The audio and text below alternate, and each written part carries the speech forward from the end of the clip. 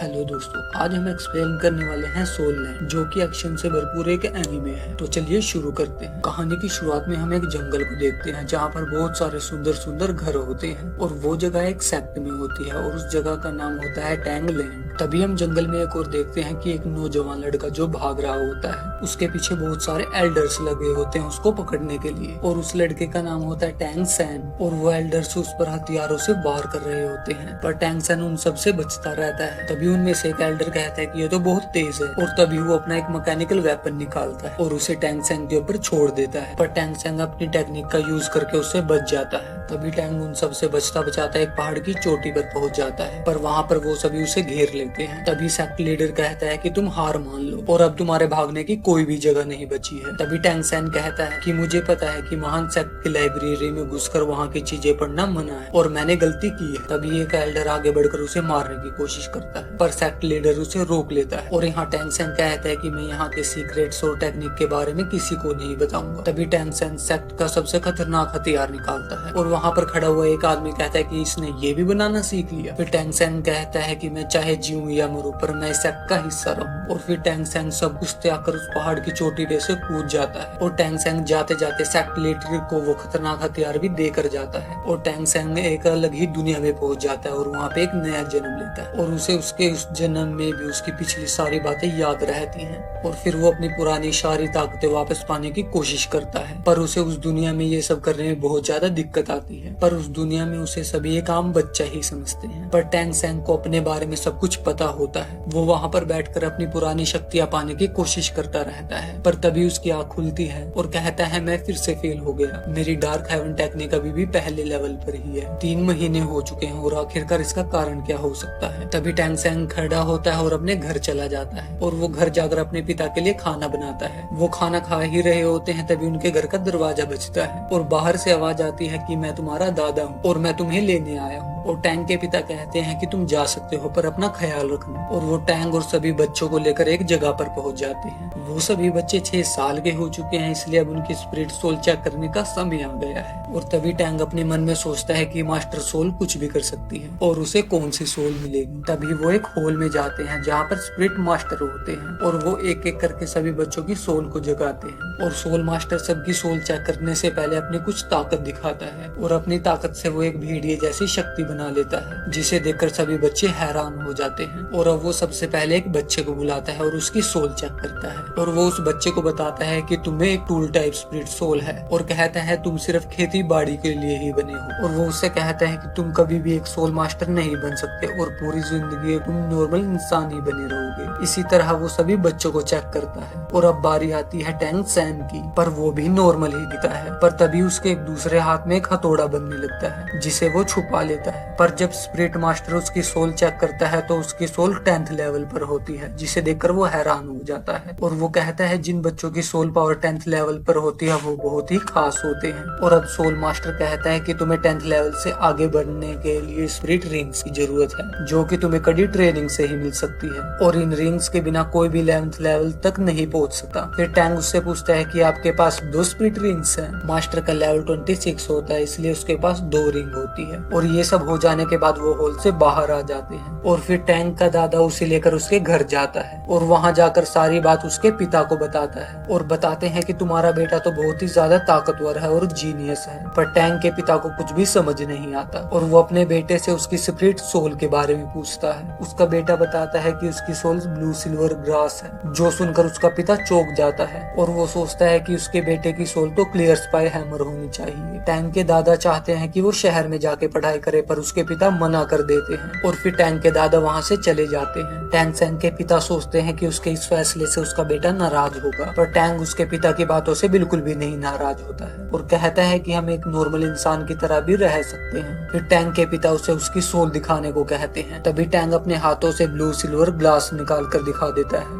और इसी के साथ हमारा एपिसोड खत्म हो जाता है। अगर आपको वीडियो अच्छी लगी हो तो प्लीज वीडियो को लाइक कर दो, चैनल को सब्सक्राइब। Thank you.